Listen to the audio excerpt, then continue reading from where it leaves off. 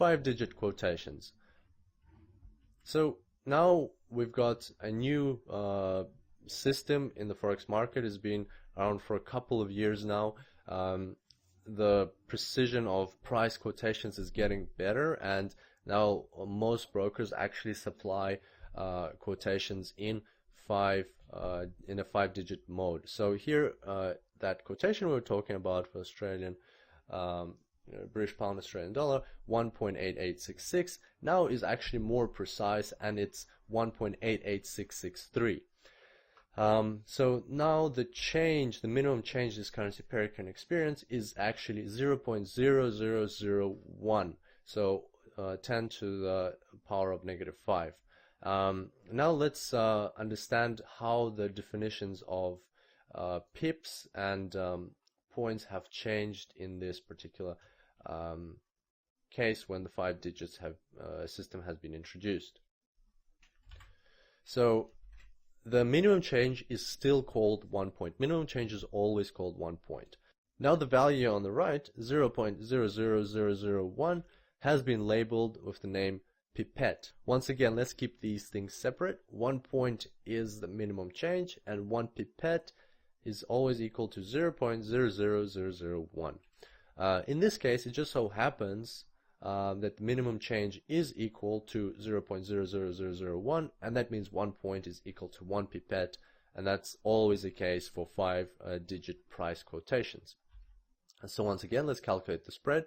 Here I've shown our previous example, but I've added the 5th digit as a smaller number, and a lot of brokers do that just to show that it is 5-digit quotations, because when you have 5 digits after the decimal point, it can be it can get a bit confusing and like a lot of numbers. So here it highlights to you that these are in fact pipettes on the end of the currency quotations. So the difference of the ask and bid price in this case is 0.00065 units of the quoted currency, which is Australian dollar, and that equals to 65 points. So let's remember that even in the 5-digit quotation system, a point is the minimum change that the currency pair can experience.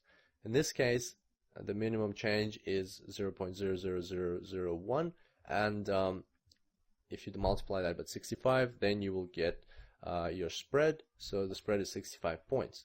On the other hand, the spread is approximately 7 pips. You can say 6.5 pips, you can say 7 pips, doesn't really matter.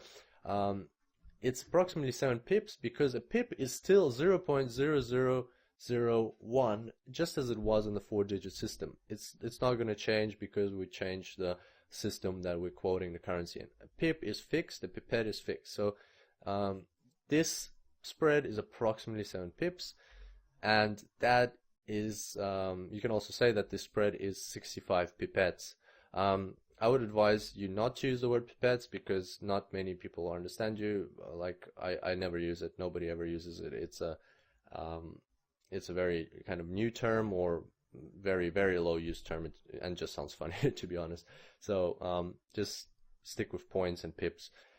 So just to sum up, we've got the 4-digit system and the 5-digit system. An example is the British pound Australian dollar quotation that we looked at, 1.8866 in the 4 digits, 1.88663 in the 5 digits. 1 point in the 4-digit, 1 point is always the minimum change. In the 4 digits system, it's 0.0001. In the 5-digit system, it's 0.00001.